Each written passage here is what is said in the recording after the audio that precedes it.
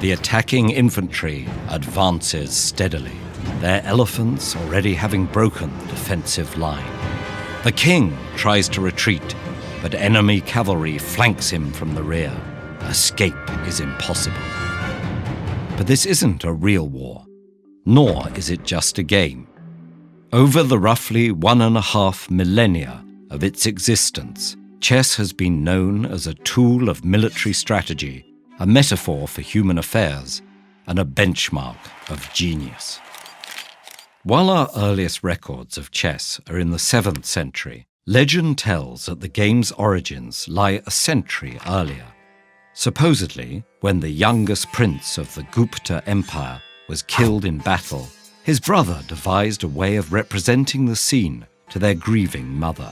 Set on the 8x8 Ashtapada board used for other popular pastimes, a new game emerged with 2 key features: different rules for moving different types of pieces, and a single king piece whose fate determined the outcome. The game was originally known as Chaturanga, a Sanskrit word for 4 divisions, but with its spread to Sassanid Persia, it acquired its current name and terminology: chess, derived from Shah, meaning king, and checkmate from Shahmot, or the king is helpless. After the 7th century Islamic conquest of Persia, chess was introduced to the Arab world. Transcending its role as a tactical simulation, it eventually became a rich source of poetic imagery. Diplomats and courtiers used chess terms to describe political power. Ruling caliphs became avid players themselves, and historian al-Masudi considered the game a testament to human free will compared to games of chance. Medieval trade along the Silk Road carried the game to East and Southeast Asia, where many local variants developed. In China, chess pieces were placed at intersections of board squares rather than inside them, as in the native strategy game Go. The reign of Mongol leader Tamerlane saw an 11x10 board with safe squares called citadels, and in Japanese shogi, captured pieces could be used by the opposing player. But it was in Europe that chess began to take on its modern form. By 1000 AD, the game had become part of courtly education.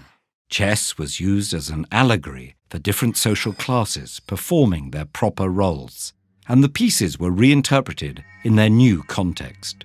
At the same time, the church remained suspicious of games. Moralists cautioned against devoting too much time to them, with chess even being briefly banned in France. Yet the game proliferated, and the 15th century saw it cohering into the form we know today. The relatively weak piece of advisor was recast as a more powerful queen, perhaps inspired by the recent surge of strong female leaders. This change accelerated the game's pace, and as other rules were popularized, treatises analyzing common openings and endgames appeared. Chess theory was born. With the Enlightenment era, the game moved from royal courts to coffee houses.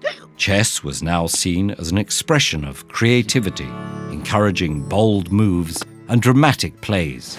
This romantic style reached its peak in the immortal game of 1851, where Adolf Anderssen managed a checkmate after sacrificing his queen and both rooks. But the emergence of formal competitive play in the late 19th century meant that strategic calculation would eventually trump dramatic flair. And with the rise of international competition, chess took on a new geopolitical importance.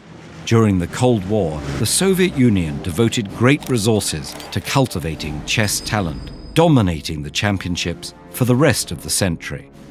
But the player who would truly upset Russian dominance was not a citizen of another country, but an IBM computer called Deep Blue. Chess-playing computers had been developed for decades, but Deep Blue's triumph over Garry Kasparov in 1997 was the first time a machine had defeated a sitting champion.